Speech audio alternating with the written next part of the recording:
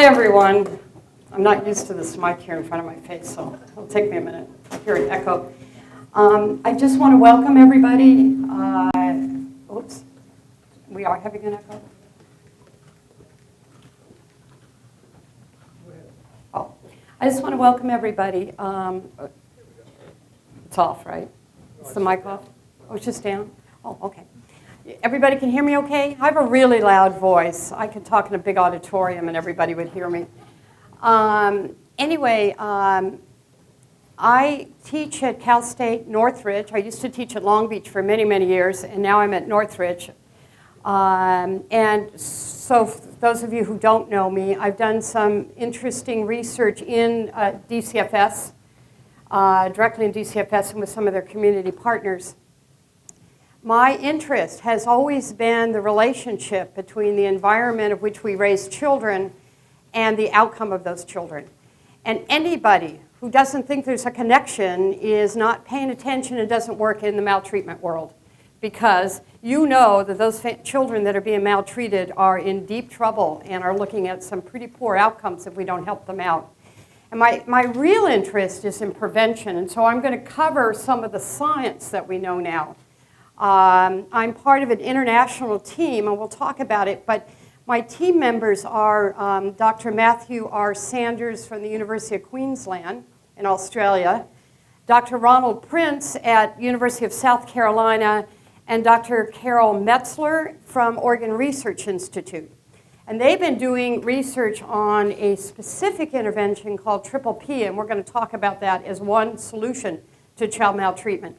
But I first want to sort of introduce the material before I get you to the good stuff. So let me talk about this for a minute, how we got started. First of all, there's a new term or label for what we call the entire field of development. It's called developmental psychopathology, and it was developed by a number of people, and I'm going to introduce some of those people. But probably the person that puts their name on it mostly is Dr. Sacchetti. This is Dante Sacchetti. Both her and her husband are involved in this field, so sometimes I get the wrong Sacchetti. And basically it argues this, that who you become is the accumulation of all the experiences that you've had in your life. And if those experiences are positive experiences, then you're going to be okay. And even if something horrible happens along the road, you're going to have some resilience to respond to it. If your accumulation of experiences are negative, then you're going to have trouble moving into adulthood. And we're going to start by introducing somebody called Dr. Rudders. Let me see if I've got a slide from him. Let me talk about Rudders for a minute. Michael Rudders, it's actually Sir Michael Rudders, who's from England, was very interested years ago. In fact, he has, and I love this, I looked him up in PsycInfo, which is our search engine for professional literature. He has 456 published articles. I didn't know anybody had more than 100. He started many years ago, back in the 60s. And what got him started, and I really think he's the father of developmental psychopathology, what got him started was a study. He did a longitudinal 10-year study looking at children on two different sides of a specific island out in the chain of islands off England. And I don't even remember which island it was. But he was intrigued because there was a lot of mental illness on one side of the island and not very much on the other side of the island. And he thought, how weird is that? Because they should be from the same genetic tree. I mean, they're all Caucasian, and they're all from England. I mean, they're all part of the English islands. And why is it that half of the island is suffering from so much mental illness and the other half weren't? And that was the original research question that he was trying to answer back in the 60s. And he did a 10-year longitudinal study. And basically, he discovered this. He discovered that there were 6 risk factors that led to childhood mental illness. He was measuring actual mental illness, and he looked at depression, anxiety, and he was measuring the mental illness as they moved in towards adolescence. So he was looking at drug use and criminality, oppositional defiant disorder, ADHD, and anxiety and depression of children. Anyway, so he said, there are 6 factors that lead to this, and we probably in this room could identify them because this study was done back in the 60s, and we're all kind of familiar with this stuff right now. Domestic violence, a single day in the public child welfare system, mother's depression, father's criminality, large families, and poverty. There you go, there's the 6, I did it. Those 6 factors he found were, to the extent that those children had those factors going on in their life, was to the extent that they would measure out as mentally ill by adolescence. And what was intriguing about his study and what really got everybody going wasn't really that piece. Here's what the piece was. That it didn't matter that, first of all, if a child had one of those risk factors, I just lost it, didn't I? Oh. If the child had one of those risk factors, they were no more at risk of developing mental illness than they had none of them. So anybody in this room who's already thinking, well, father's criminality, maybe he got the bad criminal gene, or mother's depressed, maybe she's passed on the mental illness, it didn't matter. If a child had one of those, they were no more likely to be mentally ill than a child who had no risk factors. Here's the second thing he discovered that got us all going. That it didn't matter, so it went up like this. One risk factors was the same as none, but if you had 2 risk factors, your risk for developing mental illness was 4-fold. When you moved into 3 risk factors, it jumped again, and by the time you hit 5 risk factors, you had like an 85% probability of being mentally ill. And none of these risk factors were inherent in the child. But here's what's also interesting about his work, that you could interchange the risk factors. This intrigued all of us. Now wait a minute, if it's inherent, if it's your genetics, then you shouldn't be able to trade one for the other, right? There should be one that really stands out. This really, really got him and everybody else intrigued, like what's going on here? And that was sort of the beginning to really look at developmental outcomes, look at mental illness as a developmental outcome. And that's what I want you to hear here. The same factors that contribute to you doing well is the same factors that may contribute to doing poorly, that they're all on a continuum. Remember in math, when you talk about the line, the continuum that go in all directions this way or all directions this way, that the factors are on a continuum. For example, you could take the continuum of poverty. You could have someone with multiple resources down to someone with no resources.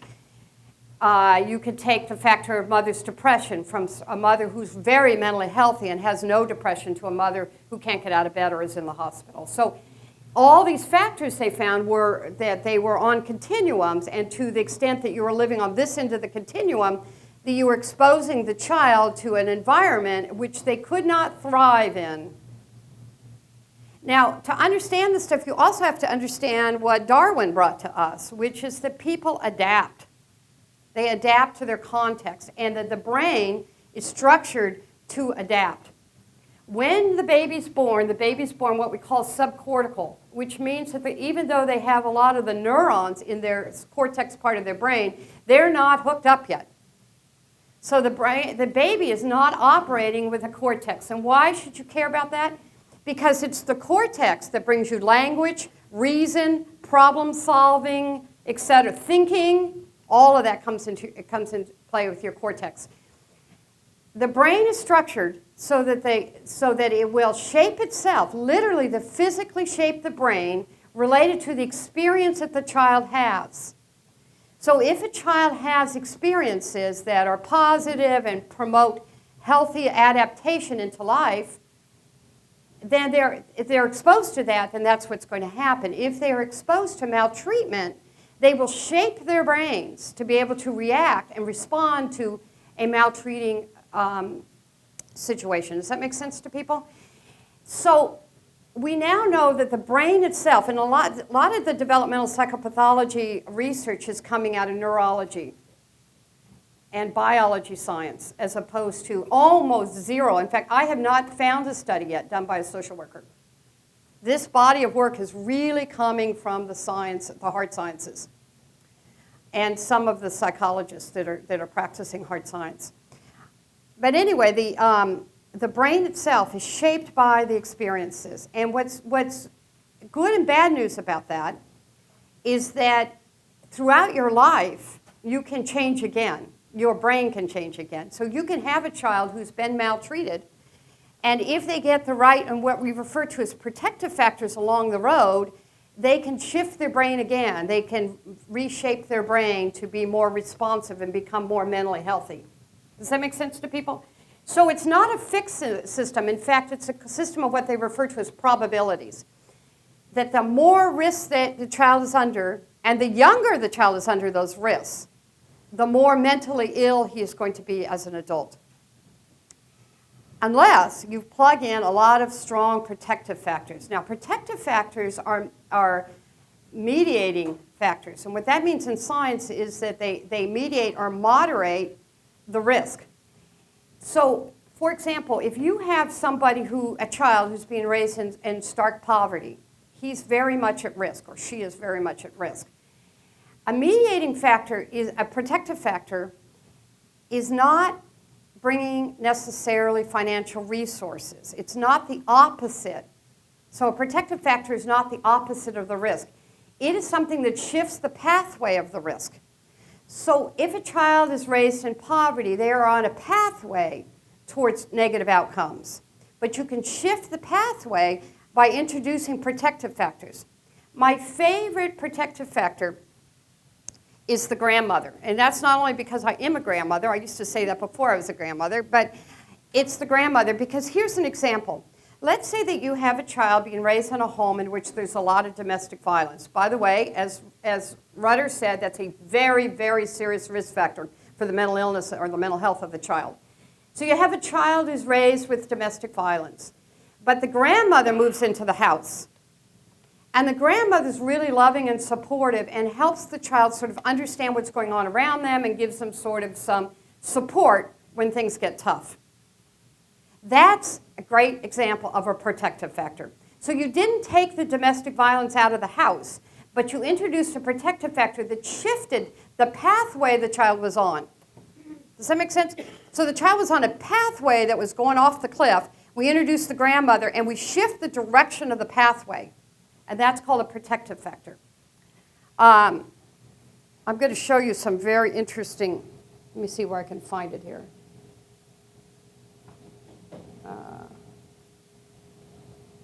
There it is. Are you guys familiar with the Bucharest project? Nobody? Probably.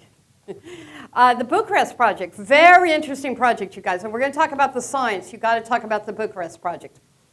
Harvard and Tulane University and a couple of other universities got together back in the 90s to look at the Romanian orphans.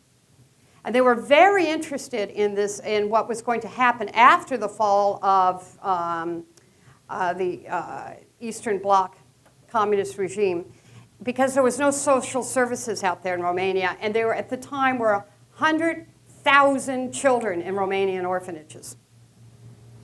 So I'm going to show you some interesting slides I want you to see. Let me move. So here's the lead researchers.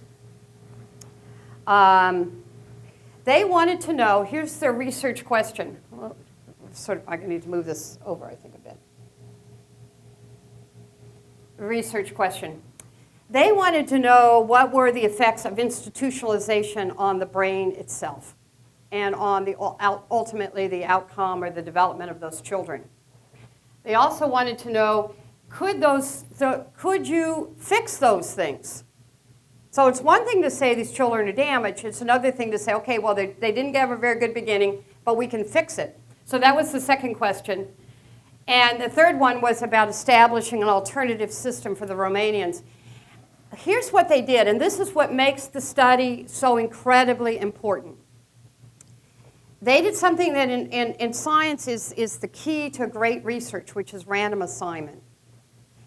You could never, I don't care what university you are, you could never go to the human subjects department in your university and say, hey, I got this great idea. I'm going to take newborns, and I'm going to randomly assign them so that half of the newborns born at maybe a specific hospital, half of the newborns, we're going to expose them to maltreatment, and the other half, we're going to give them great parents with lots of money. What do you think? Your university is going to throw you out. They're not even going to laugh you out. They're going to throw you out. So this has never been done. We have never had an opportunity as scientists to really look at, is it the maltreatment or maybe it's the genetics? It's a reasonable question. Maybe people with really terrible genetics do terrible things to their children, but it isn't the terrible things they do to their children, it's the genetics. Does that make sense to people? And so then they did, a lot of these studies, early studies, especially the ones done in the 50s and 60s, were done on the adoption studies. I have now heard from a world-renowned geneticist that all those adoption studies we have to throw out the window. Because how we understand genetics now is so different than how we used to understand genetics that not even identical twins can be compared that way. So anyway, so what they wanted to do was to look at the effect of institutionalization, which is neglect, you guys. Really, really profound neglect. Institutionalization.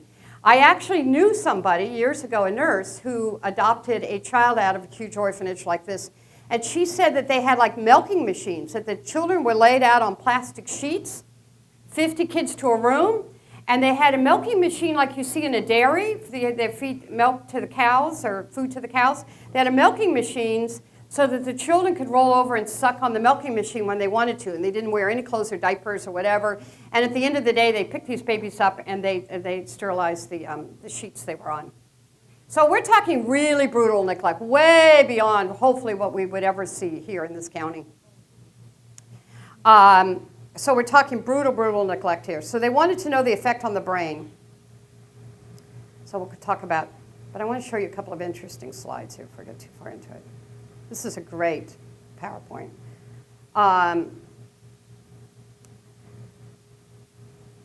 We're going to talk about what is this. Well, you know what? It's too complicated. So let's talk about just failure of growth in neglected children. These are 3 different studies that were done on neglect in children. What I want you to understand is that the 0 at the top is normalcy. So think about this like employment right now in this country. There's no positive employment going on, right? So everything's below the line. So there's 0, which is what would be normal. Now, if I showed you a normal graph, you would see all these lines blank up above. What a z-score is sort of the distance from normalcy, all right? And we normally talk about 1 distance from normalcy, 2 or 3 distances for normalcy. Let me talk to you about that in terms of IQs for a minute. If you have an IQ 1 deviation below normalcy, you have an IQ of 85. If you have 2 standard deviations from normalcy, you have an IQ of 70, which is the formal title for mental retardation. If you're 3, you're literally hospitalized and fed through your stomach, to give you an idea of how extreme that is. Okay, so we're talking about levels below normalcy here. These are 3 different studies. This is not the Bucharest study. 3 different studies done on the growth failure of abused kids. These kids are more than 1 standard deviation from the mean. Okay, and this is talking about their actual physical growth. In a minute here, I'm going to show you some interesting pictures. This is growth failure of institutionalized kids. So it's one thing to be neglected. It's another thing to be neglected on this level.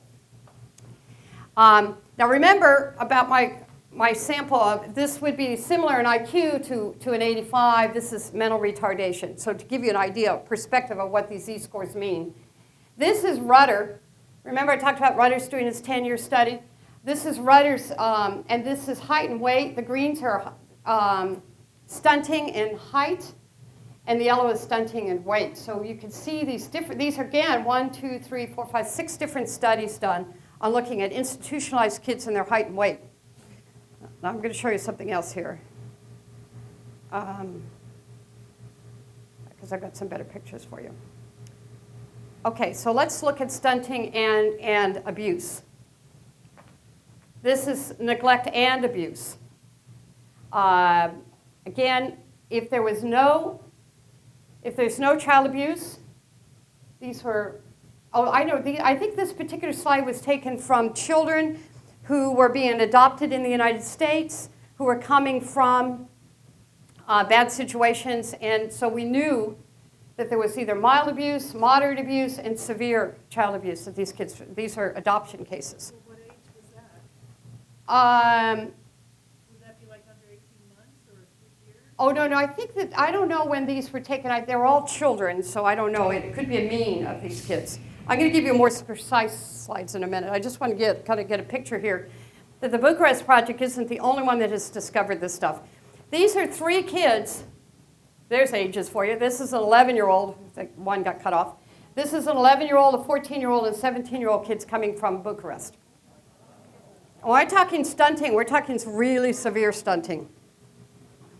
When we're talking 1 or 2 or 3 standard deviations below the means, this is the equivalent of mental retardation if we were talking IQs. Growth failure of institutionalized kids. This particular group here, this last one, is the Bucharest Project. And again, we're talking heights and weights. One of the things that they argue, the study argues, is that you can, with really severe cases of abuse, that you can evaluate the level of neglect by the stunting. That it's a good indicator that you've got a very serious case going on. Okay, so let me show you this. So here's what they did. They took, I don't know how many kids it is now. I think 125 kids or something in that neighborhood.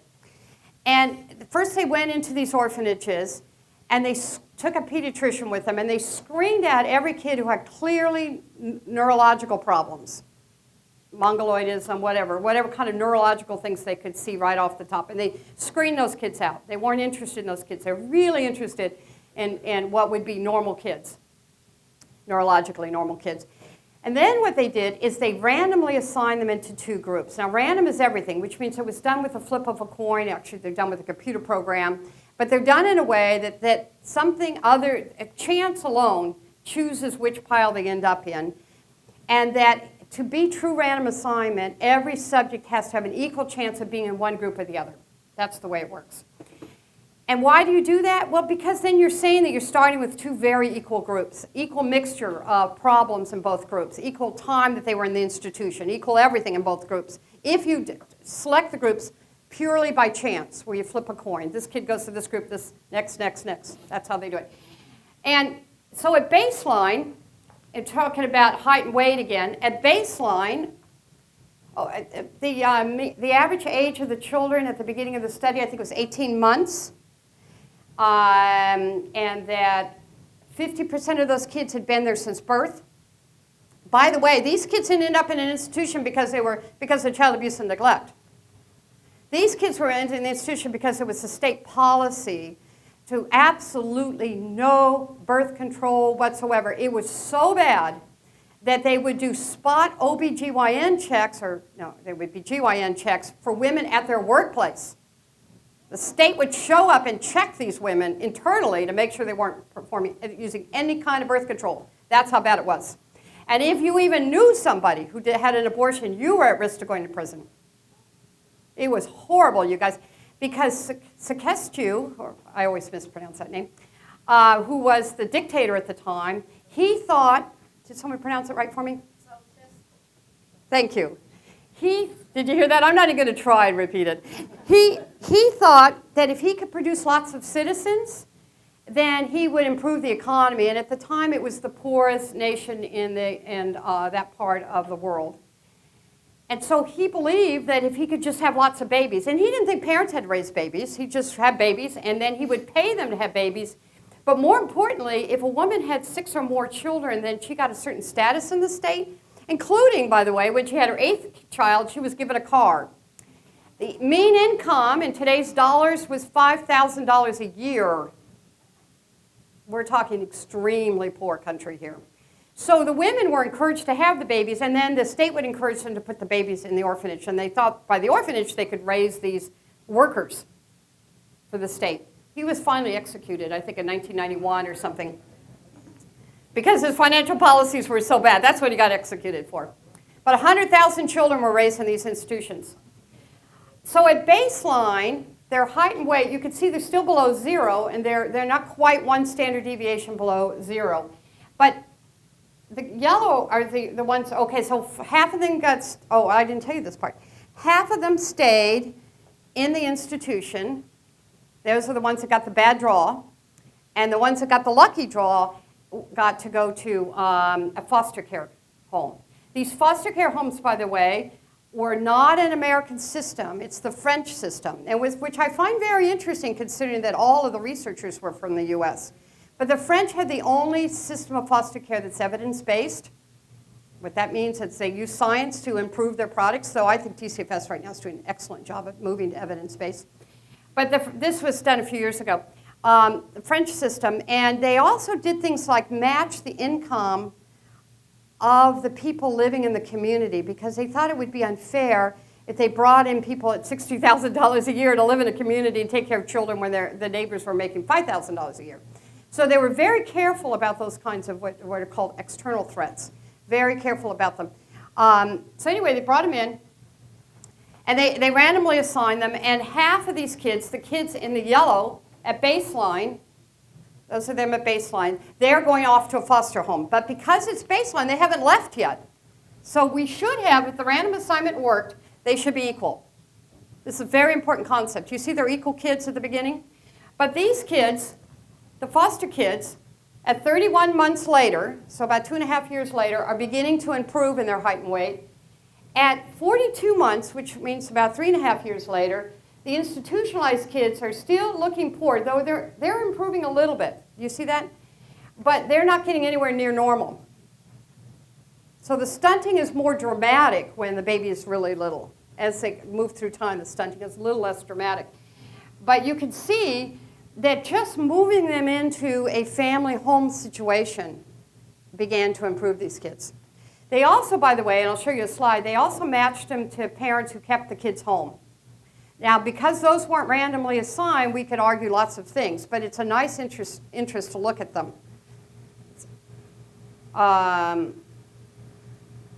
Okay, those are the weight. We did the height. That's height.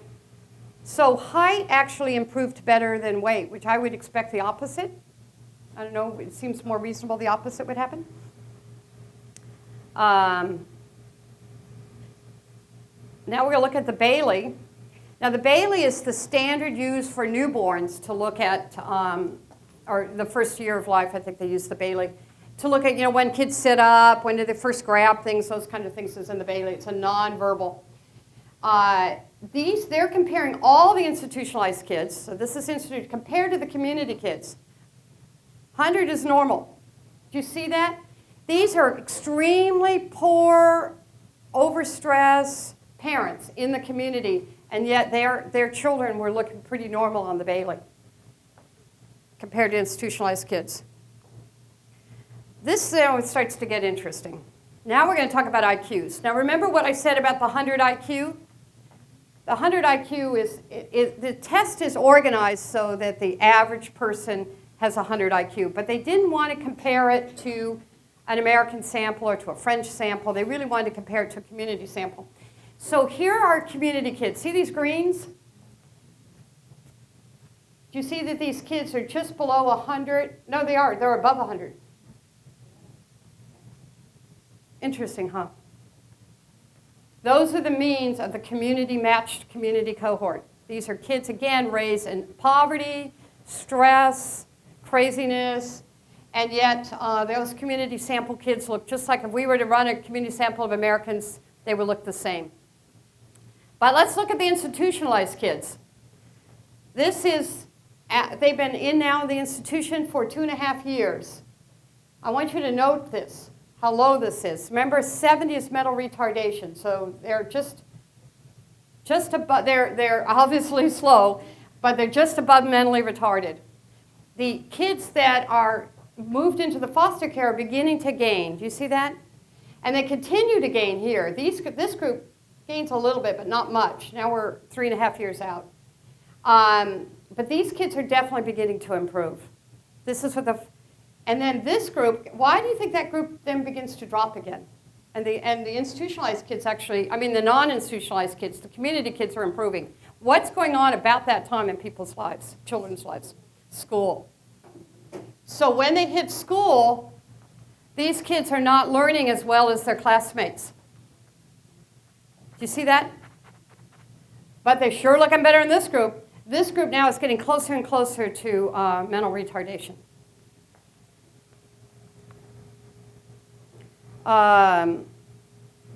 These are looking at IQs for foster care and institutional group at follow-up. So we're still looking at IQ scores. All we're looking now is the comparison between the ones that were left in the institution versus the ones that got to go into the foster care. And again, we have the same kind of a slide where when they hit school, they're not doing quite as well as we had hoped there. But they're definitely doing better than kids left in the institution. But this is the slide I brought these slides for, was to show you this one. So let me take a minute to really explain it to you. Because anybody in here who thinks that you're just like so brilliantly smart because you were born of a genetic tree and you have superior parents, I want you to rethink this. Because this one really argues for something else. This argues that the earlier the child was in the institution and the longer they stay, the more retarded they are. The first group is those who entered the institution before the age of 2. And you can see that by 4 years later, they are mentally retarded. Do you see that? But if they entered after they were 2, they're still in trouble. I mean, that's how you don't want to operate with an IQ that low. Remember, we're nowhere near 100. Do you see 100's way up there? That's normal. That's your average IQ. That's your average high school kid is 100 IQ. So you can see here, though, I want you to just look at the red bars for a minute. When the child entered the institution, impacted their brain development. Do you see that? That if a child was left at home for even 2 years, they had a better chance than the newborns that were institutionalized. And we're talking IQ points here. Well, I showed you stunting a minute ago, but I'm talking IQ here. Now I want you to look at those who entered foster care. If they entered foster care before they were 2, do you see how much better they did? If they entered foster care after they were 2, they didn't do quite as well. So just compare the greens to the greens for a minute, and you can see the difference. And then I'm going to stop for a minute and let you guys ask some questions about it, because it's very important to get. Because my argument is going to be that child abuse and neglect damages the brain, and the brain is recoverable to some level. It depends how extreme, depends how early we intervene, it depends on the quality of our interventions, but we can make a difference. So let me just take a few questions. Yeah, Susan? Well, how come what seems really disturbing is if you enter foster care after 2 years, you do worse than if you enter the institution after 2 years. And all 3 of them, the foster care is lower. Oh, yeah, what they're arguing here is you really got to compare the reds to the reds and the greens to the greens. What they're arguing here is that if you enter as an infant, you're in more trouble. The lower the bar, the more trouble. Right. And over time, you just keep getting worse. If you entered as a toddler or a child, you have some brain structure working for you, and you're actually improving. Well, everybody does a little bit better when they enter school. So let's ignore that slide for a minute. But you can see that there's an improvement, so your capacity to get better is better if you had some foundation. I guess that's the argument. If the brain has a foundation that happens during infancy, there's more to build upon than if they didn't even get the foundation pieces. But what they're also arguing is that if a child gets out of the institution earlier, they're doing better. Do you see that? If they get out better. So the less time in the institution, the better, you guys. That's the bottom line. But it also argues, and this is some of the great work of that Sacchetti and other people have done, is that the younger you are, the more serious the damage. because it's actually affecting how the brain and the cortex is wiring itself. Yeah. Do you know how much this has to do with nutrition? Like that they're getting in the foster care versus the institution? Well, I don't know. That's a more in-depth question than I have in terms of my paperwork I've got on this study. But you might want to look it up and see what, because you better believe these are the things that they have to, what's called control for as a researcher, is the nutrition issue. It could also be more nurturing too. I mean, they're getting less nurturing. Well, that's what we're talking about, yes. That the alternative, I mean, the opposite of neglect is to be nurturing, responsive, available. Yeah. So can the retardation be reversed if they get... Well, this is what it's showing you, that if they entered too early,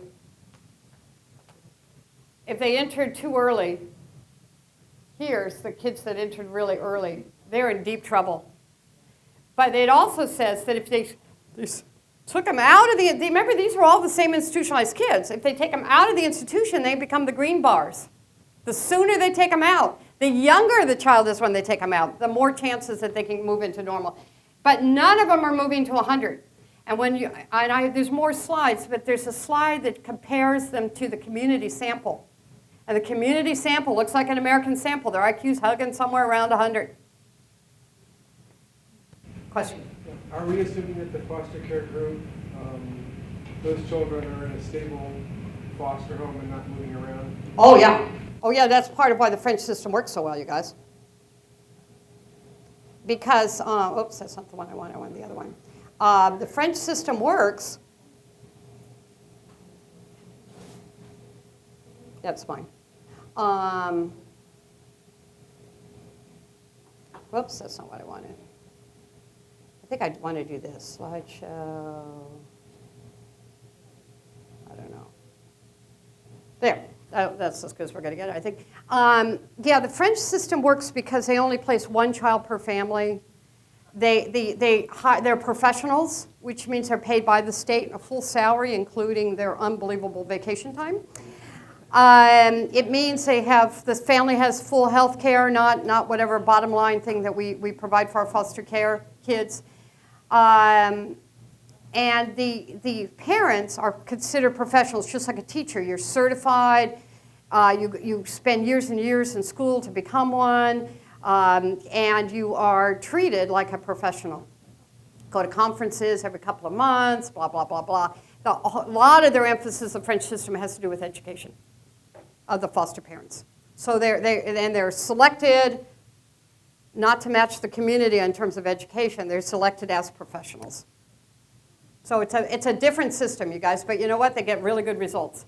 So how could you possibly compare that to our system? I'm not trying to compare it to our system in terms of what should we put these kids in foster care. I am not making that argument. I'm making the argument that maltreatment disturbs the brain and that we can do things to help. That's what I'm making the argument for. I'm making the argument that mental illness is an outcome of adaptation to bad situations. We adapt continually. You're adapting today. If something changed, you'd adapt again. I mean, those of us who lost our jobs in the economy or housing, whatever, you adapt, right? You have to. You got to adapt. You will adapt based on your resources, on your social support, your knowledge, and on how you've adapted in the past. If the way you've adapted in the past is to withdraw, make zero contact with anybody and kind of go hide underneath a tree, then you're probably still now living underneath a tree. If the way you adapt is to move in with your parents, it's probably where you are now, whatever. So we adapt based on previous adaptations. Adaptations are learned ways to sort of cope. And we continually adapt based on what worked for us the last time. And our adaptations are cumulative. And I'm going to show you a cool slide about that. Yeah, go ahead. I know you, and I know you know Bobby really well. I'm just kind of stunned. You should be stunned. I want people to be stunned when they see these. What I am stunned about is the amount of time, energy, and money going into proving the obvious. Because since Bobby, we have known this, and it's like, yes, really? Really? Oh, no, I'm with you with that. And Bowlby's the one. Oh yeah, Bowlby's the one who said in 1951 that if a society cared about its children, it would bring resources, and it meant money, to its mothers. He said that in 1951, you guys, and what are we still doing? We're worried about a mother, and we take the child away. He said in 1951, if a society cares about its children, it brings resources to its mothers. So Bowlby got it back in the 50s. But my point is, look at all the money is going into proving something that we already kind of know. I'm just shocked. Yeah, but there's still a big argument out there, and I think it's getting bigger because it's being driven by all the money of the pharmaceutical companies. There's still a big argument out there that it's all about your brain and you inherit it, and if we could just get the chemicals right, you're going to grow up to be this healthy, nice, normal person. And that all mental illness is brain chemistry gone bad. That argument's still out there. Just turn your TV set on. We're moving away from looking at environment, not towards, because the more we're interested in genetics, the more we're arguing that it's genetic. So I'm going to bring you another study, which I think is my favorite study. I love this study. It's the Minnesota Parent-Child Project. And if you're ever going to read one single book in your life to understand child development, and it's an easy read, I swear it's an easy read, it's by Sroufe, S-R-O-U-F-E. Eglin, Carlson, and Collins, 2005, and it's the development of the person. And what he did is he took a sample about the same size. I think he started with a sample about 250. In Minnesota, he went to an OBGYN clinic and signed on poor young mothers. And to get health care in those days free, you had to be dirt poor. His youngest mother was 12. His sample was unmarried. About 30% were of color, because this is Minnesota, which is pretty white. And they were all dirt poor. So these were teenage moms, basically. And he signed these teenage moms on, and he asked them at that time if he could follow their babies, and has. And they have followed their babies now. Their babies now are 32 years old. And they followed them under a microscope. And they asked some of these very fundamental questions. Like one of the fundamental questions they wanted to know back in the 70s was maybe it's temperament. You guys are going to hear this argument. Maybe it's temperament, that some kids are just born. You'll hear this especially from birth mothers, that you have to beat this kid because the kid is just out of control. Has always been out of control, was born out of control, blah, blah, blah, had a bad temperament, screamed when they were at the hospital. Now here's what he discovered. He discovered that what they did, or let me show you a little bit of how they did it, which makes it so strong a study. First of all, it's longitudinal, which is the strongest studies we have. If you follow under a microscope a group of children for 40 years, you can say a lot when you're done. So what they did is they trained nurses that were going to deliver these babies, because remember, they're all from the same clinic. They're going to deliver these babies. They trained the nurses to be able to measure temperament on the birth table. So that they could get, why? Because the argument is as soon as the mother takes them home, maybe she did something to change the kid's temperament. Right? And these are the very interesting research questions. And what they found was, yeah, there is something called temperament, and there are kids that are very difficult to soothe, and there are kids that are just like easy, easy babies. He said that's true. They did discover that. People are not wrong about that. But what he also discovered is that temperament told them nothing. That good mothers were good mothers, whether they had kids with terrible temperaments or easy temperaments. And those kids with good mothers grew up to be great children, period. So even though there is something called a temperament, that good mothers override those. They learn how to work with children with difficult temperaments. So here were the 6 things that the Minnesota Project found out. Nothing. These are their 6 conclusions. By the way, there are hundreds of articles on this study. If you get into PsycInfo and you look up Eglin or Sroufe or any of those guys, you will come out data-driven study after study after study. And he just finally put it together in a book because the cohort had become 21, so he could look at them through their entire lifespan. But the number 1 is the one, he purposely called this number 1. There is nothing more important than the care of the child. What's the opposite of that? Of course, is abuse and neglect. Individuals are impacted by cumulative experiences, and early experiences are never erased. So it isn't like you have a new experience and you get to drop off the old one. It doesn't work that way, you guys. You drag it with you your whole life. The difference is you adapt on top of it in more and more, hopefully, positive ways. resiliency and psychopathology, mental illness, that's another word for it. Resiliency, everybody knows they're resilient. You know, you say, well, some kids are just resilient. They must have had great genes, right? They're just born that way. They can handle anything. He says it's completely not true. That resiliency and psychopathology are developmental constructs. They come out of how the child was raised. And they're not inborn. They're not genetic. And I think a really good example of that is Emma Werner. Are you guys familiar with Emma? Let me do it again. Emma Werner. Emma Werner studied every baby born on Kauai in 1945, and they're still following those kids. So here we are 60 years later, 65 years later. And she followed literally every baby. And she was interested in one thing. And at that time, Kauai, by the way, wasn't a wealthy resort island. It was very, very poor at the time that she started her study. 1945, you guys, right after the war. Anyway, she was interested in one thing. She wanted to know how come some children that are born under really bad circumstances still are resilient. That was her research question. And so she followed all these kids, but she carefully studied only those kids who had at least 5 risk factors. That was the sample she was interested in. She wanted to know if they could learn things from infancy that would predict out how well they did over time. That's called a prospective study. It's the best research you can do. It's the same kind of study design that Sroufe used in his study and that Michael Rudder used in his study. But she wanted to know, and so she also said, you know what we discovered out of this? Resiliency is not inherent. It is not born. You're not born resilient. You are born lucky because you got a family who's going to help you be resilient. And she also says all of these things, by the way. If you read Warner's study, she comes to the same conclusions. They were done very independent of each other. He also says that dichotomies, such as is it the parent or the peers, or nature versus nurture, or temperament versus experiences, are always wrong. The minute you catch yourself in that argument, you've already lost it, you guys, because it's not nature-nurture. It's how nurture interacts with nature that creates who we are.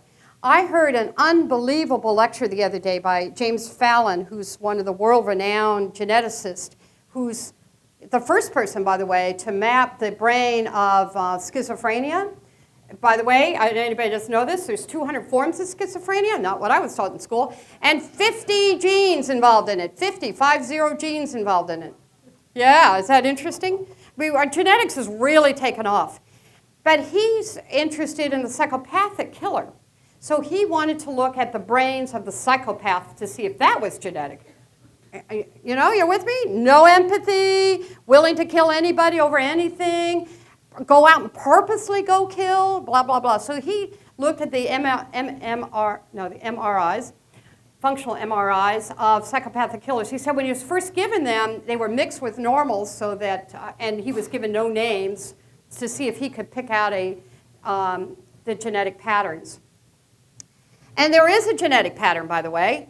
They think that, I think they've got some pretty hard evidence from his perspective, that the psychopathic killer does have a particular chromosomal problem that is carried on the X chromosome. That's why you have 10 times as many men as women. The same thing, color blindness is another example of something carried on the X chromosome.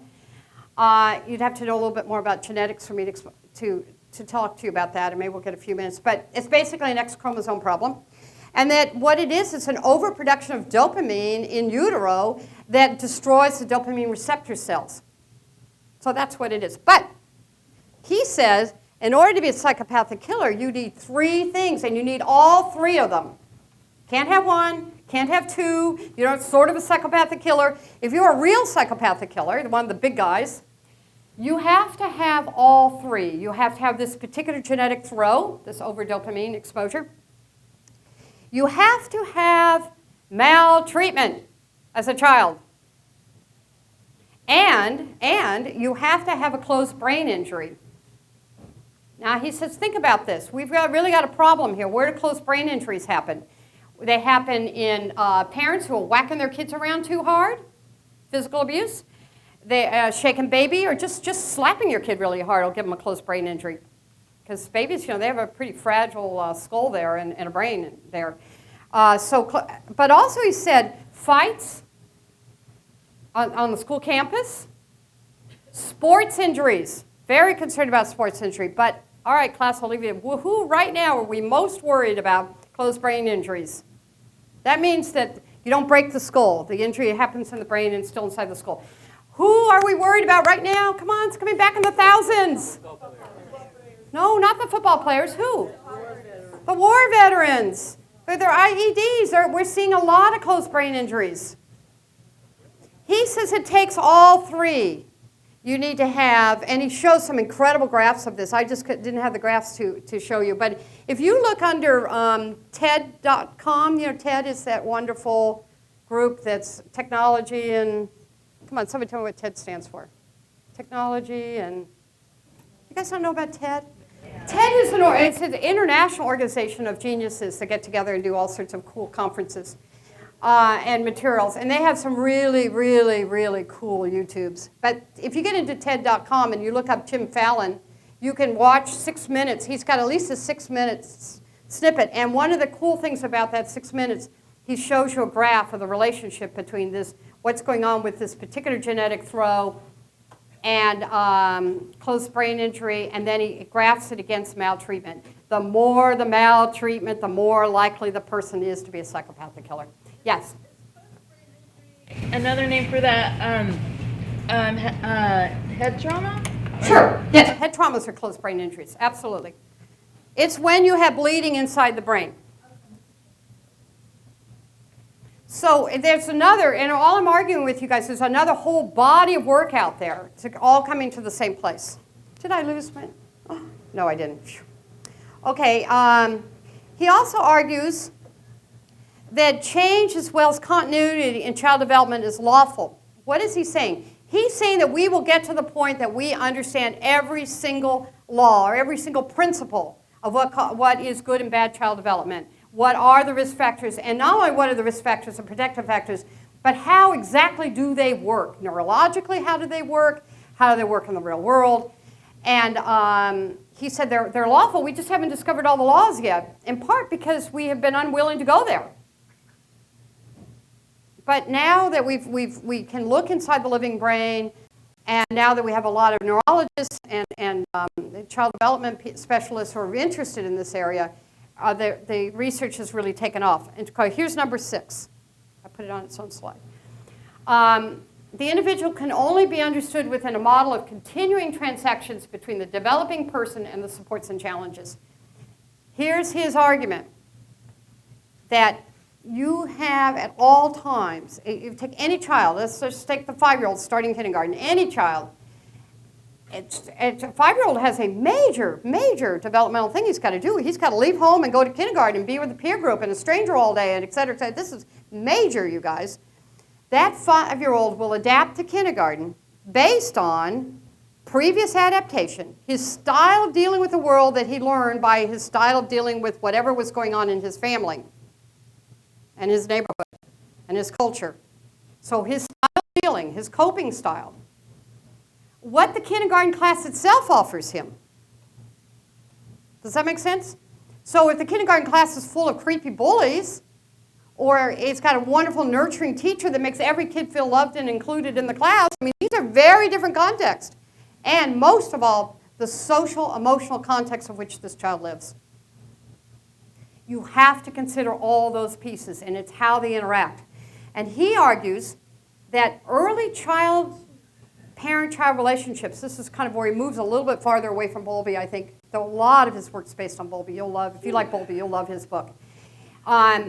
He argues that what we watch in those early couple of years in terms of parenting doesn't really predict very strongly what that young adult looks like. Interesting, huh? Because most of us would say, oh, yes, it does. I mean, Bowlby would say it does. He says, no. What it predicts is the next developmental jump. How well you adapt when you're 2 will give you some clue as to, well, you're going to enter whatever challenges there are at 3 and 4.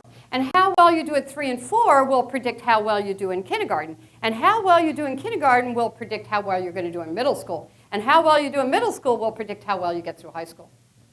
Does that make sense?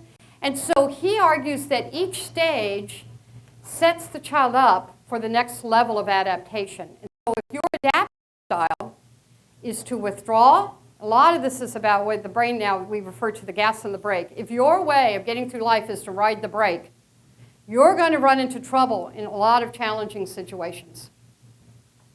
If your style is to live on the gas pedal, and I have a daughter that does that, will freak me out. If you live on the gas pedal, you are also at risk for many, many situations in which you are not going to adapt well to. We all have to find the balance between the gas pedal and the brake based on the current context of which we are in. Children's developmental outcomes, good and bad, are a balance between the risk and protective factors in a social context, and they change over time. The current thought is we are always on a pathway, and that pathway is either moving towards adaptation or that pathway is moving off the cliff. And that the pathway can change. You just got to understand what are protective factors, and you've got to feed in the protective factors to literally shift the trail. You don't have to shift the trail very far. Think about if you're an ocean liner and you're moving this way, and like people kind of like ocean liners, they don't change very easily. So they're moving along here. All you have to do is shift this much, and it's going to have a very different outcome than if you stayed on this trail. How am I doing for time? Are we doing okay? Yes? Because I want to talk now about what is in, I talked about the Bucharest. Let me talk a little bit about the Casey alumni study. You guys should know about this. Anybody in the child welfare world, please look this study up. You can get this right off Google. Casey alumni study 2005. You guys know who Casey is? Yeah? Mr. Casey is founded UPS and was raised in a foster care home. I think multiple foster care homes, a lot of failure. And grew up to run one of the most successful businesses ever. In fact, they say that not only is this business unbelievably financially successful, but he treated his employees better than any company in history. Just a sweetheart, Mr. Casey. And I think he's dead now. And his foundation is called the Annie E. Casey Foundation. If you listen to NPR, you're always hearing them advertise the Annie E. Casey Foundation. But his wish was to provide quality services to foster children who were difficult to place, people like himself. So a public child welfare system like DCFS, if they have a difficult child to place, they can call Casey and say, hey, do you have room? We want to give you a Casey kit. And Casey will provide every resource, and they've got resources towards that child. They are like the French system. They do a lot of training of their foster homes. They consider their foster parents professionals. And money is not an issue in the Casey system. It's as good as it gets, you guys. If you guys could just say, hey, if I was going to do a foster care home, what would I do? That's what Casey does. But I want you to see something. Casey is very interested in research. So they wanted to know, how do these kids fare? Sorry. So to get in their study, you had to have lived at Casey at 6 years, and you had to age out of Casey. So that's who got in the study. And they sent out an army of researchers across the country, because Casey's all over the place. They're originally from Seattle. And they sent out an army of researchers to go find their graduates. They're called their alumni. And find out how they're doing. Fair enough? Now remember, this is as gold standard as it gets. Here is the orange is your general population. The blue are the Casey alumni at this point about 24 years old. Their PTSD rates is 5 times. Their major depressive is, what's that, 30% more. This is modified social phobia, which is social anxiety disorder. Panic disorder, 4 times. Generalized anxiety disorder, twice. Alcohol, twice. Drug dependence, 7 times. And bulimia, about 7 times. And that's the gold standard. So you have to ask yourself, like, you've got to go back to the original slide I showed you. Was it because these kids got into foster care too late? Or was it because they got into foster care at all? That's a research question. Do you hear it? Too late, my argument would be that maybe they were exposed to too much abuse before they got the help they needed. Or not at all, argues that maybe if we had left them at home, because when we look at the Bucharest project and we look at the community sample, they look pretty darn normal, even though these families were very at risk. So, and that's a research question. And because they won't allow us to randomly assign these kids, we're kind of stuck with that research question. We're going to have to think of some very clever ways to answer it. It has not been answered. Yeah? So I guess it's rhetorical to ask how if the pathways can shift and the Casey Foundation was able to compare it to the alumni study, and they found that the kids coming out of Los Angeles were 3 times as bad. Their outcomes were 3 times as bad. It's very depressing. But I've got solutions. I came with solutions, you guys. I came with solutions. First of all, I want to say one more thing to you, because I love this. The actual child abuse that goes on in this country is 40 times what official reports. And most of all, and this is why I really love this study, most of this is done by Theodore Chang, blah, blah, blah, blah. Most of all, the most important finding in this is that it had nothing to do with income and had nothing to do with ethnicity. This was done in both North and South Carolina with random dialing of cell phones and landlines in which they actually talked to a mother and asked her, have you ever shaken your head so badly that your kid's passed out? Have you ever burned your kid on purpose? Whatever, they actually asked.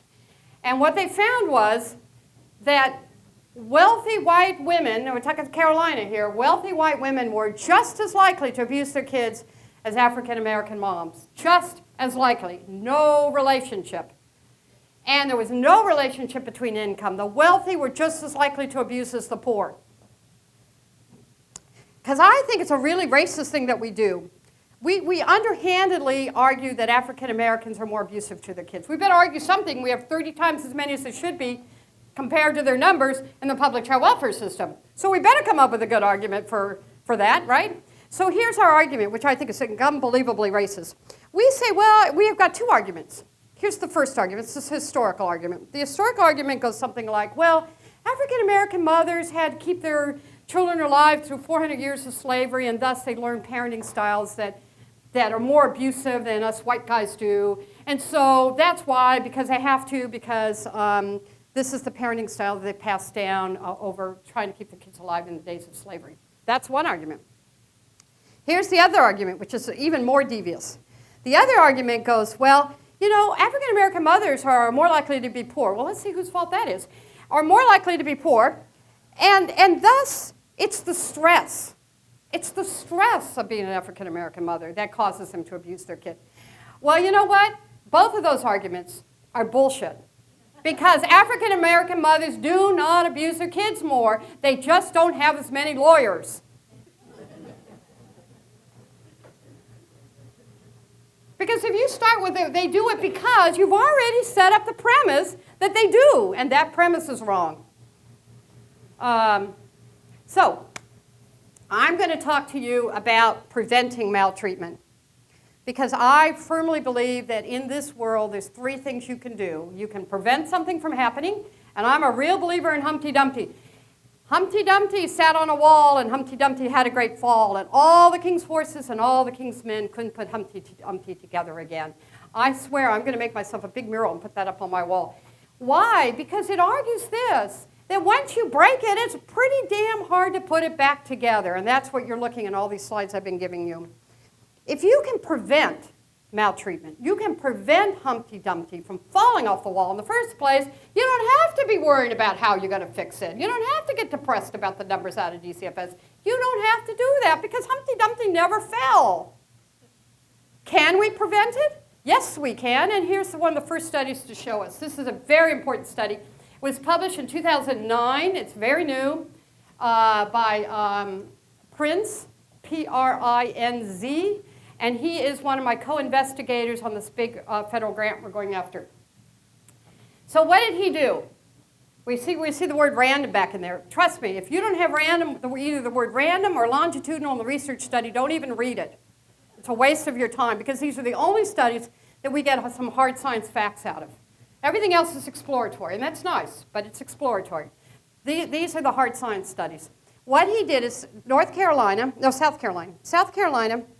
has, I guess, 1 or 2 large and maybe a couple of very rural counties, but the majority of their counties are what he calls mid-sized county. There are 18 of them. So he did is he randomly assigned them. He literally flipped a coin. 9 counties ended up over here and 9 counties over here.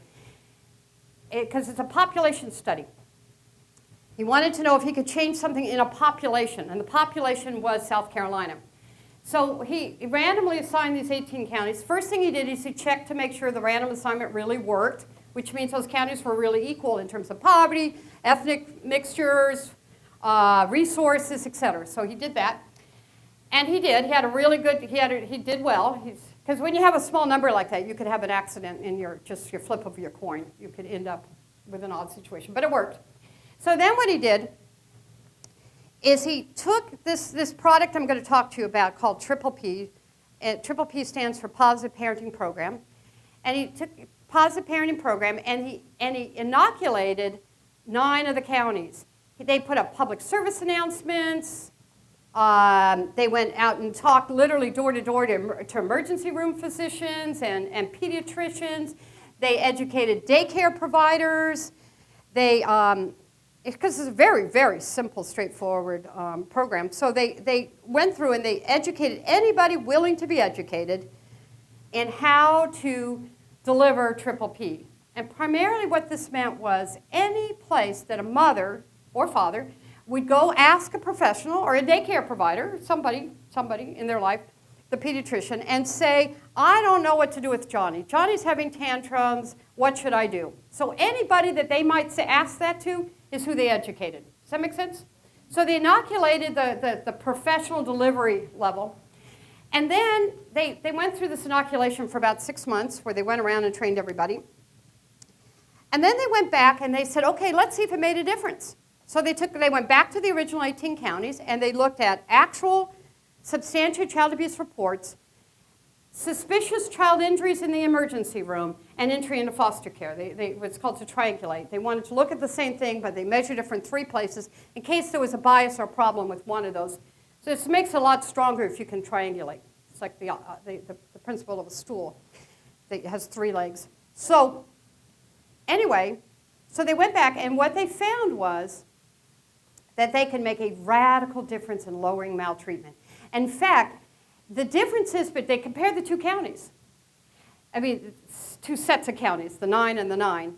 And the 9 counties that got Triple P were so much better than the counties that did not that it was literally off the map. And what we do as researchers is we build what's called a normal curve of distribution. So we built the normal curve of distribution around the 9 non-touched counties. Those were our control counties. So we built what was a normal rate for child injuries, a normal rate for child abuse, and and it had standard deviations. And we built this sort of normal curve of distribution. And then based on the controls, then we took the numbers from the experimentals, which were the ones that got Triple P, and we plugged them into this normal curve of distribution. We not only couldn't plug it in because it was off the map. It was superior out 3 standard deviations. Remember we talked about IQs again. 3 standard deviations out. And all we did was go around and say, you want to understand what Triple P is? Let me explain to you. Triple P is now being used in 17 countries, all through what's called Australasia, obviously, which includes New Zealand, Canada, there's parts of, let's see, I think Taiwan, Japan, there's another place in China, and a number of countries throughout Europe. And the Middle East. And what they've discovered is this. Good parenting is good parenting. I don't care what culture you're from. Good parenting is good parenting. And let me give you an example of what they did in Canada. And anybody know Vancouver Island? So Vancouver Island kind of sits over Seattle. I used to live in Seattle, so I'm really familiar. And it gets very rural fast. It has one kind of town in the bottom, Victoria, and then it's beautiful beaches. It gets more and more rural. And what it is all the way up are indigenous tribes. In fact, the Australians call them the Aborigines. But the Aborigines in Canada are these small, very community living, they're tribes, all up the island. So what they did in order to look at triple P, they started at the top of the island, the most rural community they could find. They used the standard triple P, but they delivered it different. The way they delivered it through the elders at the community center instead of individual families. Because then that was the cultural piece. So the cultural piece was not changing the program, it was changing the delivery in a way that was consistent with the culture. So that's one example of how they've done it. They have adopted so far now that the United Nations is looking at them to adopt it as for the United Nations, just to give you some idea. Now, how many people have they tested this on? Well, remember I told you about this whole thing about random assignment and that a real study has to do random assignment and blah, blah, blah. They've done 55 random assignment studies across the world, and they have 45 right now that are in production. That's different than this one because that wouldn't be considered a random assignment. That's a population study. They have 3 population studies. And they've now delivered it to, are you guys ready? Now, let me talk to you about what a typical intervention. If we find an intervention that really works, we're very excited about. Let's talk about cognitive behavioral treatment with depression. We may have actually tested that in about maybe 10 random assignment studies, and maybe our population would throw it all together. It might be a couple of thousand. Just to kind of give you, and that's a big one, by the way. That's about as big as I could come up with in my head. Now let me talk to you about what Triple P's done. Triple P not only has 55 of these control groups that have been published now, but they have exposed 6.9 million people to Triple P. Tested it on 6.9 million people. You say, well, how in the hell do you do that? Right? I mean, somebody should be saying, really? Scientists could get a hold of a sample of 6.9 million people? They did things like show it on national television and then do this random dialing in which they would pick up people and talk to them before and after and test their response to a television show. They can deliver Triple P, you guys, on a television show. In fact, here's the scary part, and I know I will upset people here, and they'll probably walk out thinking, I hate her. I will never listen to her again after this, what she said. So I come to you, but I'm telling you, the data talks to me. That's all I listen to is the data. So the data talks. The data says that you put a psychotherapist in the room to deliver Triple P, the effectiveness goes down. And they're not the only people to discover this. And that's why I said some people will hate me. Why on earth is that true? I'll tell you why it's true, because I know I did a big study on this happen. I'll tell you exactly why it's true. Because the psychotherapist likes to modify everything based on their view of the world and what they had for breakfast and what they read in Cosmo and transference and whatever, and they add all this stuff to it, and by the time they're done, they haven't delivered what was scientifically tested to work. So what does Triple P do? It prevents maltreatment. It improves the outcome of children if they take a child who is diagnosed with oppositional defiant disorder. 2 out of 3 kids diagnosed with that disorder will no longer have the disorder after, you guys ready for this, 5 weeks, and they never meet the child. And here's what's really crazy. 3 years later, they've improved another 14% of those kids that were still meeting diagnosis are no longer meeting diagnosis. And nothing happened in between. They did not need to in between to meet with the parent again. You got that? You can take a kid with oppositional defiant, which a lot of people in this room would still argue, well, maybe that's genetic. No, it's not. You can take a kid with oppositional defiant disorder, which, by the way, you take children with oppositional defiant disorder, the probability, they are on a pathway, the probability that they will meet a more serious diagnosis and run into drug, alcohol, and criminality on that path is excellent. And we can predict those kids by the 3rd grade. It's excellent. You can take them off that path, never meet the child, no diagnosis, no medication, no pathologizing, No blaming the child, no blaming bad genetics. You could take the child off that trail. And again, remember we talked about the ocean liner, and move the ocean liner by meeting with the parent weekly for 5 hours. That's it. And continue to improve 3 years later. Why? Because the mothers love the intervention. And they love the intervention so much they keep doing it because it works for them. How cool is that? Yeah. 5-hour session? Or No. The way they do it is when they have different levels that they do triple P. The most fundamental level they do is called, well, the most fundamental is when they just do PSAs and they do just public announcements.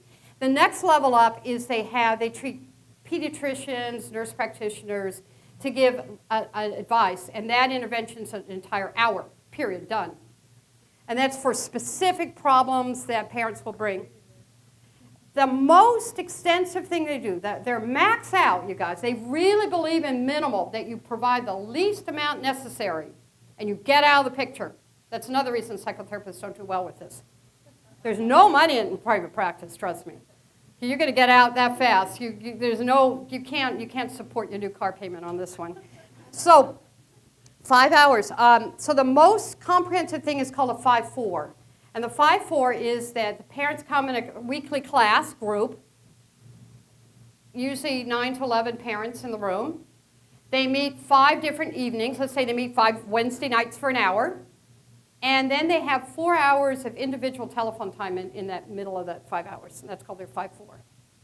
So they really, I lied, they really get 9 hours if you count the 4 telephone hours. So they're getting 4 hours of private time on the telephone, and they're getting 5 hours in a group. Yeah. So you can just tell us what Yeah, I'll tell you what it is. I'll tell you what it is. It is. It's a scientifically supported parenting program that teaches nonviolent, I thought you would like this, Susan, nonviolent parenting skills and attitudes of at-risk parents. Okay, so it's a nonviolent. It argues that parents often raise children similar to how they were raised. That's why they're doing that. That coercive parenting causes emotionally, socially, and behaviorally unhealthy children. And parents can learn, and parents like it.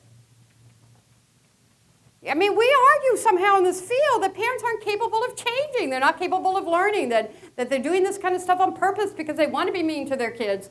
Blah, blah, blah. We have all these excuses. The only thing we don't do and where we put the least amount of money and resources is educating the birth family. And educating the birth family before they get anywhere near public child welfare. That's really where we need to be educating the birth family. So it's a nonviolent parenting program. Let's see. It teaches 17 core principles. And it starts with the child proofing the home for toddlers, so that you're not continually saying no. It's really basic stuff, you guys. It's so sweet. The first thing it tells parents to do is to put gates or locks on things that kids get into that they get either hurt or the parents continually saying, don't touch that, no, no, no, don't touch that, right? So the very first thing they do is they tell parents, separate the stuff you care about, you don't want damage, you don't want to say no to, the stuff that's dangerous, put it away. Your kid will get older and you can put it back down again. I used to work, I know this is true, I used to work with parents in which parents would put out things like ashtrays on the coffee table and slap their kids for touching it because they'd say, well, kids have got to learn. Well, this is the start of that. And this is where you start. So you start really, there's 17 core principles, and that's basically where you start. Then the next step up, the next one I think is they teach you to engage. They think, and the neurology folks, developmental psychopathologists, 100% on board with this, argue that lack of engagement, that's all that stuff I showed you about neglect. Lack of engagement is every bit as damaging, if not more damaging, than burning and hitting and choking your child.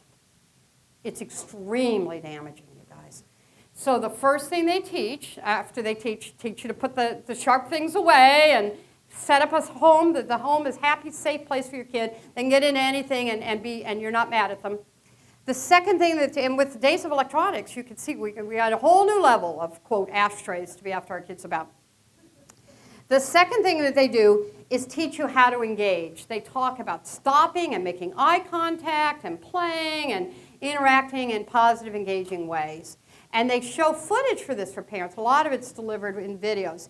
And they'll show a video of a kid who's working on an art project, because mom's really busy, and the kid's going, Mom, Mom, and the kid's saying, hey, you know, at first we'd think, oh, no, I'm busy, go away, go color, to stop and comment on the art piece, and then go back to her cooking. And so, you know, so they talk a lot about engaging, and then they move to the next level. And so the whole plan is to teach parents a way to lovingly engage with their kids and to plan. This is maybe where they really, I think some of their strength is, to plan what they want their child doing instead of reacting to what they don't want their kid doing. It's the old adage of, instead of saying, if you're the lifeguard in a swimming pool, instead of saying don't run, it's the adage of saying please walk. You tell the kid what you want. You organize things so that you get what you want. And then you're right there to give your kids lots of hugs and kisses and to be totally tickled that they're doing it. That's basically it, you guys. The first time I saw it, I kept waiting. Where's this triple B? Where's it? And finally, I got a copy of the video, and I said, duh.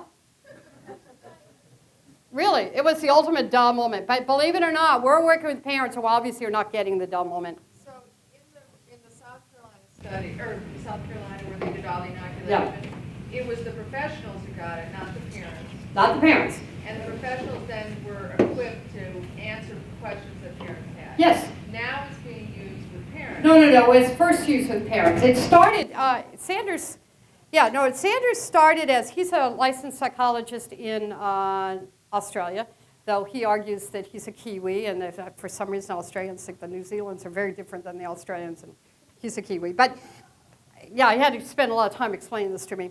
But anyway, we got his PhD in child development, and is a licensed psychologist. And he was going out to homes and teaching them a basic, it's called behavioral family interventions. There's a whole family of them. And he was out there teaching BFIs to individual families, and they loved it, and it worked well, and he was happy. But one day he sat down, he said, I did the math. He said, I started to figure this out, that even if I, in my career, worked, let's say, with 300 families, and let's say that my 30 best friends who are all really smart and know how to do this worked with another 300 or whatever. He did the math. He said it wouldn't make a difference. It would make no difference to the society at all, period. Those individual families would appreciate it, but that's it. It's the same conclusion I came to after doing private practice for many years. Didn't matter how many people I helped. It was a drop in the bucket. I mean, it was like that one little piece of grand sand on the beach. And he said, we got to do more than that, because the more the society produces children that are mentally ill and violent, the more children are at risk to growing up and having children becoming more violent, and we can go on and on and on and on. Did I lose my mic? He said, so we got to make a bigger splash if we're going to make a difference. And that's when he started to deliver it in groups. And then he said, well, if we're going to do it in groups, we should study to see if that works to do it in groups. And then he started doing these studies. I think he's now about 35 years into these studies now. So this program's been around a long time. And there are a lot of countries that have adapted. The entire country has adapted it, so that every professional in the country is educated in how to teach parents nonviolent parenting. Pretty cool, huh? But we don't do it in this country. You know why? Because we don't have a public health model, you guys. We don't do a lot of things in this country that we could say. Do you know that a kid with oppositional defiance disorder will use 10 times the healthcare dollar of a kid without oppositional defiance disorder before he turns 18, before he really gets expensive? 10 times. There's a reason that if you deliver on a public health model, you can deliver healthcare cheaper. And this is a good part of it. So we're talking about we're talking drug and alcohol, we're talking depression, we're talking anxiety disorders, and we're talking all of those disorders. So they've looked at child behavior problems is their number one they've been looking at, but they also look at anxiety and depression in children. They also look at mother, whether she likes parenting. What happens to a mother? You have a really disturbed kid who's really mean and kicks you a lot and pulling your hair and getting into fights at school. You're not going to like your kid after a short while, and you're sure not going to like parenting. So you end up snowballing this horrible, horrible outcomes. But if you can shift again that ocean liner, you don't have to shift very far. You said to move the trajectory, you just need a slight correction of the wind there, or correction of the sails, I guess. You slightly correct it, and you're on a very different pathway. And he said what happens to parents, once they start seeing their kids being really responsive to them, and that what they do really made a difference, so parents report about how effective that they feel, and empowered that they feel, and then the kids are so much more responsive, they want to be around their kids. And what's really critical, because we're talking pathways here, you must fix the parent-child relationship before the child is 12. It's over once they're 12. You guys don't know this yet. Now, does that mean you can't do anything? Well, of course you can. But in terms of the battle, the big battle is before they're 12. In fact, Triple P would argue it's before they're 8. I think you got up to about 12 from what I read. Why? Because in order to get a child, particularly in Los Angeles, to get a kid safely navigating the waters of adolescence in Los Angeles, particular poor children in poor neighborhoods, and so we're talking gangs, drugs, whatever, and they got to navigate those. You have to have a very strong, loving parent-child relationship to go through those waters together. You have to. And when we know this from some of the other great studies, you guys, I could go on all night about some of these great studies, but there's great studies out there that say that parents who are coercive with their kids, and I want to tell this one more time, this is not an African-American issue. I can't say this enough. Some of my nicest, whitest friends were brutally coercive with their children. They yell at them, they scream at them, they threaten them, they're constantly, and they may not be leaving marks, but they're constantly on them about something. That what happens to kids who are being coerced is they learn to shut down and avoid and stay away from the parent. Well, why wouldn't you? It's an abusive relationship. You learn to avoid it. So what happens to these kids? When they go through adolescence, they are not keeping their parent informed about what's going on. They're not hanging with their parents because they see their parents as the enemy. So if you don't have a really, really loving, strong, engaged, wonderful relationship with your children by the age of 12, your kids are in deep, deep trouble. Because there's a lot of tractors out there. So he argues that we really should deliver this between the ages of 2 and 8. That's, he thinks, the maximum age. I mean, the ultimate age is 2 to 8. Now, I have a couple of minutes to talk about what I'm doing with this. Yeah? How are we doing for time? I'm catching an airplane, so I can't be late. But I have a driver, so we're okay. Anyway, I'm going after $5 million from the National Institute of Health to look at DCFS. DCFS is 100% on board with this. Tricia Plone has signed off, and all the sort of really cool people at DCFS. We're going to team this. They're partnering with me to do this. But my partners are Sanders, who developed Triple P 35 years ago at Queensland, and Prince, who did the population study in South Carolina, and then Oregon Research Institute, which are brilliant researchers. That's all they do. They've been around, I think, 100 years or something. It's all they do is hard science. They're sitting right there across the street from the University of Oregon in Eugene. Anyway, Carol Metzler. So what we're going to do is we're going to bring in children that have open cases, or families with open cases. These are families that have been investigated for maltreatment, who have remained in the home, but have hit the level of concern, the 25%, which they think really did abuse their kids, but they think with supervision that maybe in family preservation services, those kids can remain in the home. So these kids are never placed. But they're as high risk as they get. And as we watch the news, they're the most dangerous kids that DCFS has. Because they're, at least if they're picked up, DCFS can kind of keep a closer eye.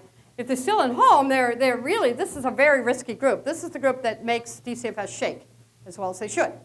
Because these kids are still in the same home situation. And if something doesn't change, they're going to be re-abused. And we know that, by the way, 66% of children that are placed into foster care for the first time were previously investigated by DCFS. So we have at least a 66% failure in that particular sample. because they came back through. They were re-abused. And this time the abuse was so serious or dangerous they were picked up. So it's a very at-risk group. So that's the group I'm going after. So what we're going to do is after the TDM, the team decision making, which is really cool, evidence-based thing that DCFS does now, we are going to invite the parents who are going to require, the court always requires a parenting class. So we're going to invite these parents to join the study.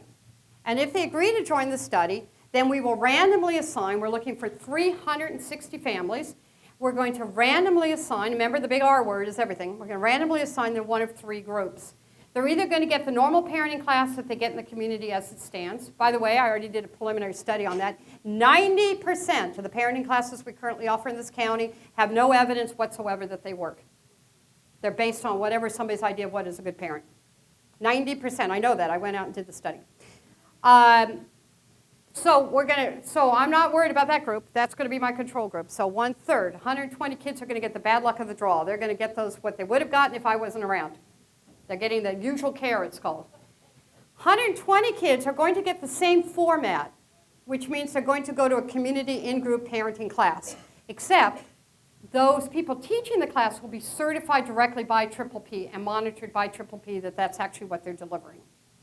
Even though it's a very brief, dull moment, believe it or not, PPP is fanatic about making sure that those people delivering it are really delivering it the way it's scientifically tested to work, because it's called treatment drift. It's a very serious issue.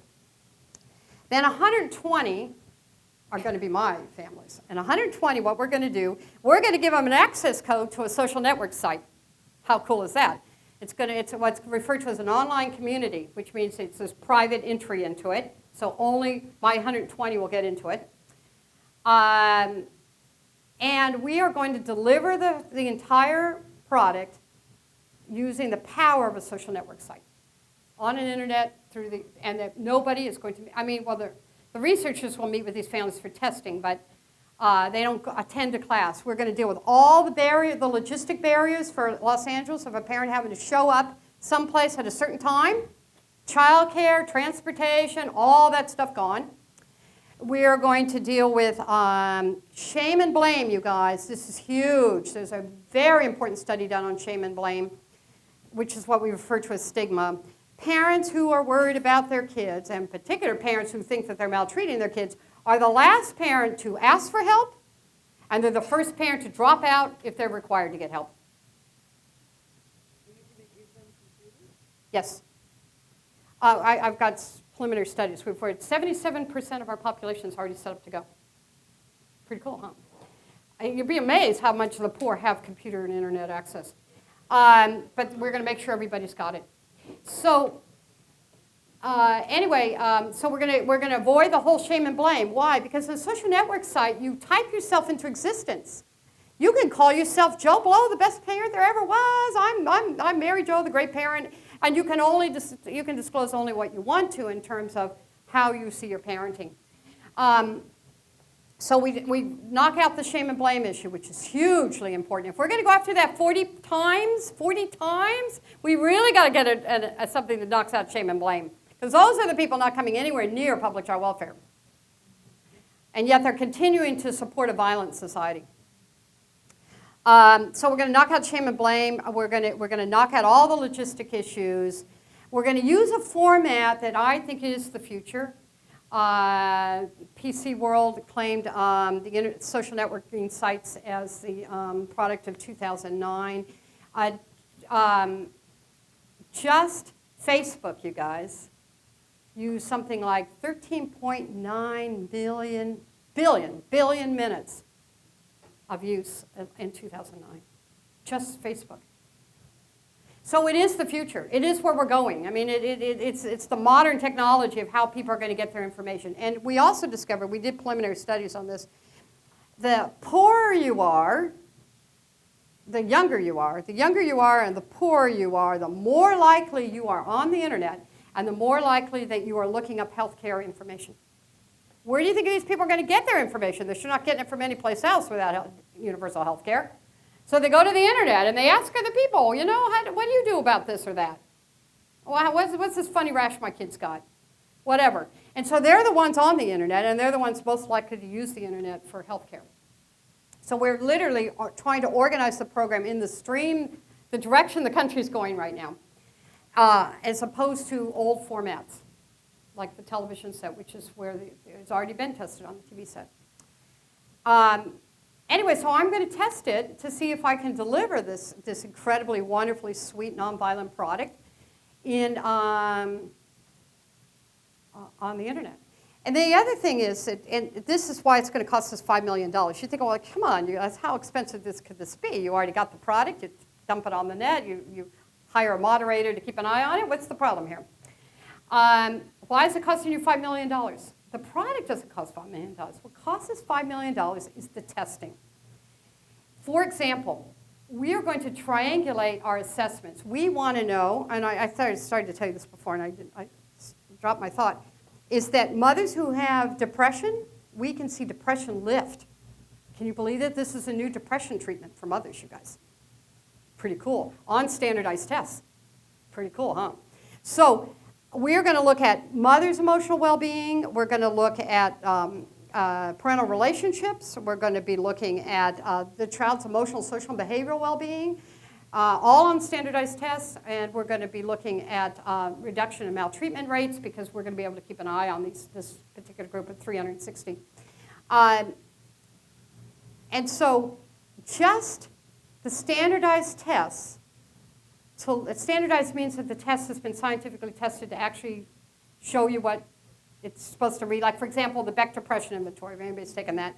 The Beck Depression Inventory has been standardized that it actually reads depression. Any score of 12 or above is depression. So we're going to use standardized tests. We're going to use 26 standardized tests on these poor people. We're going to pay them to do all this. 26, but we're triangulating. So the other place we're getting information is we're actually doing direct parent-child observations. We're going to videotape, it's a very structured half an hour between the mother and the child. And this is great. You guys will love this, the format. So we tell the mother that if she finishes, we give her a stack of papers here, the 26 things. And we tell her that if she finishes it by the end of the hour, which it's organized so she can do that, if she finishes in time, we've got the cash in the drawer. We're going to give her $25 as she walks out the door. Now remember, we're dealing with poor people coming out of DCFS. And I don't know about the rest of you, but I've been in a situation where I'll finish that hour because I need the $25 to get the gas in my car to get home. So we know that's very motivating. But if she doesn't finish, it's okay. We'll package it up for her and send it home, and we'll send her a check. Now, think about this for a moment. We're talking about a population that's a cash economy. They don't want to get a check someday in the mail. They want their $25 right now. So we have her very motivated to get those 26 forms done. But most of them are like half page. They're all like, they're like the Beck Depression Inventory. Check, check, check, check, check. So what do? We sit this school-age kid is somewhere between the ages of 3 and 8, actually 2 and 8. And we take everything out of the room except for the video camera and the mother and her stack of papers. And then we give the child a Where is Waldo book. Now think about this for a minute. You're a mother who wants your $25 so you get dinner tonight. And you've got a 6-year-old in the room with you and nothing else to entertain him except a Where is Waldo book. What's going to happen in 30 seconds? Mom, where's Waldo? And we're going to run this, and there's a bunch of other things we do, but that's a good example of it. We run this child-parent observation before they ever get any parenting class, after they finish the parenting class, a year later, so there's 3 points, and then a year later to see if they're maintaining their improvement. Then we're going to take those videos without names, just research numbers, and no information as to whether this particular video is coming from a pre or a post test or was a triple P online versus a triple P in person versus the community. They have no information, just a number and a video. And these videos, so it will be 1,000 if you do your math, 1,000 videos are going to be sent to the Oregon Research Institute who have trained coders.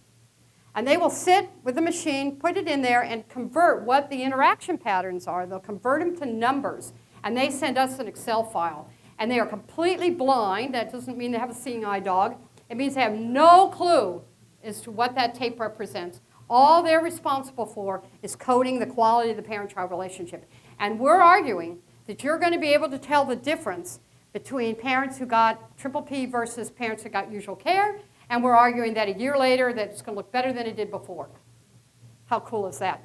And Oregon Research Institute, just to code, just the coding, $1 million, you guys. I know because I've been working this budget inside and out. $1 million just to do the coding. That's what it takes. And that's why it's a $5 million project, because the actual cost of doing these kinds of things and hiring that level of professional to do it right is extremely expensive. But once we pull it off, if it turns out that triple P can be delivered on a social network site, think about what that means to the American society. Not only to prevent kids from getting into DCFS or returning to DCFS with further maltreatment, but think about the well-being of the society if we can get our society to start raising their children nonviolently. How cool is that? That's it. Thank you. Are you got a question? So is your prediction that the internet one will Be stronger. more effective than even the one where they go? Yep. Yes, absolutely. We're more likely to get it in a pure form. Nobody's messing with it. Nobody's talking about transference. We're more likely to get it in a pure form. And we think that they will engage more with it, because when you're ashamed, you're going to sit back in the class and you're going to not want to interact. If you don't have the shame issues, you're more likely to maybe open up the site right in the middle when the kid's having trouble and you don't know what to do. You can open up that site again and look at it one more time or rehearse it 3 or 4 times. And you don't have any of the shame issues. You're not putting the brake on from the material. So I think we'll get stronger. Yes. I think we're going to improve triple P. Yeah. I have 2 questions. The first is, are these outcomes just as good when there's domestic violence, or how is domestic violence addressed? We're going to look at what the child came to DCFS for. Those are treatment where those are called mediators. We're going to take every mediator we can, which is type of abuse, age of the child, previous child welfare experience, blah, blah, blah. We'll take all those mediators. We'll plug them into the computer and see if any of those help explain why we got what we got, or do they end differently. Yeah. Another question. Central Long Beach is getting funding from the California Endowment to work on certain outcomes. And one of them is children having a home free of violence. And we had this kind of idea that sounds just like the Carolina thing, where, you know, there'd be a citywide messaging and right, things but like you got that. to be clean about what the message is. You've got to use a message that's been scientifically supported to work. Or you can put all that money out there and end up with nothing.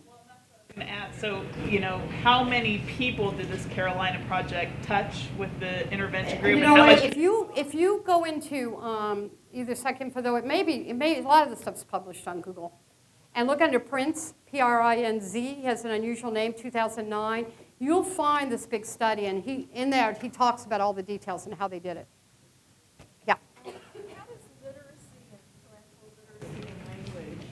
Well, first of all, we're going to do almost everything visual, and we also can set up the computer so it can talk to the parent, and we're doing it in Spanish and English. It's a good question, though, because we got all those issues. They're all compounding issues. Yeah. Speaking of the Fallon, Which study? the Fallon study you were talking Oh, about. yeah, I love the Fallon study. The question I have is there anything they identified that the mothers were doing that resulted in the newborn's brain being flooded with dopamine? No. They found the actual gene. They've isolated the gene that causes psychopathy. But the gene by itself doesn't do anything. You've got to have the gene with a closed brain injury, and when the child receives the injury, it makes a difference, whether they received it in the first 2 years, during their childhood, during adolescence. The newborn brain was flooded with dopamine. Yes, the unborn child. In utero. In utero child was flooded with dopamine, which destroyed the dopamine receptors. So that was a genetic... It's a genetic flaw. So that's the gene. They've isolated the gene. They even know how the gene works. And it's carried on the X chromosome. That's why there's 10 times as many men. So they know what it looks like. But if you don't add to it both a closed brain injury and a closed brain injury at different developmental stages and maltreatment, the kid will be okay. Interesting, huh? Yeah, I mean, they may have a struggle in their life because of the dopamine problem, but they're not going to be a psychopathic killer. Questions, because part of what you're you're talking about is the importance of evidence-based programs, so. My smile here. Yeah, Thank you. So it's sort of like. It's the only thing I talk about. So how do we get that, how do we incorporate more of that in the agencies where we're doing the work with families ourselves? And number two, how does Triple P compare with Super Nanny? And because I think they did compare it to Super Nanny, actually. They did compare it to Super Nanny. we use that a lot in our Yeah. area. No, you should rethink it. Okay, well, that's what I'm asking. And they've got it all on media. Okay, that's what I want to ask. I want to know. And then how can we be trained as Triple P professionals? Well, you can get into triplep.com or it's triple P something. Just put triple P Positive Parenting Program in Google, and that'll give you their official website. I've forgotten how it goes. triplep.net or something. Anyway, and then in there it'll immediately ask you which country you're from and which language you want to talk to them with. And in there it'll give you 2 keys for the parent and for the professional. And then you go to the professional. And there's going to be a lot of training going on right now because DMH, which I love, I've always loved DMH, Department of Mental Health, not Child Welfare. Department of Mental Health thinks, guess what? There's a relationship between how we're raising their kids and fixing Humpty Dumpty smashed all over the floor. Yeah. How cool is that? Yeah, we're thinking now maybe we ought to prevent Humpty Dumpty from falling instead of spending all our professional. Look at all the professional wealth spent putting Humpty Dumpty back together. So they are now moving to, they're demanding actually, all their community partners now to move to evidence-based practice. And they're giving them 6 options for different kinds of things they might be treating. And one of them is Triple P. And DMH is going to pay community providers to be trained in Triple P, which is expensive, by the way. For my study, I'm going to have Triple P International, which does the trainings, come out to California and train for us.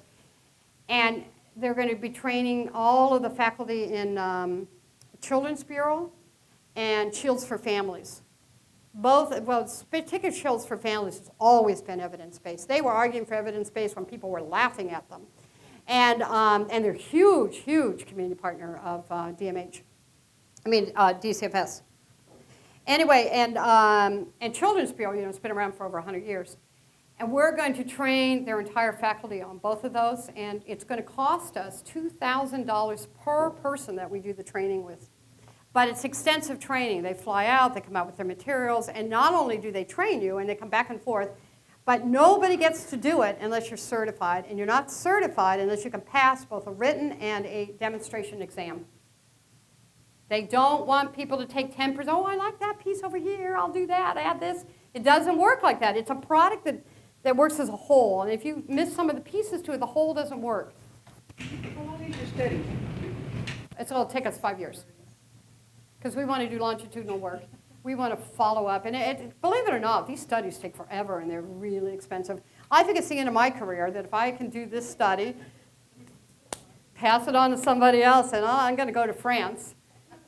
I have not only a daughter, but my daughter's having my 2nd grandchild in France, so that's where I'll go in 5 years. Don't tell CISA that. Anyway, I'm just kidding, you guys. I love my job. I love my job. I really do. I really love my job.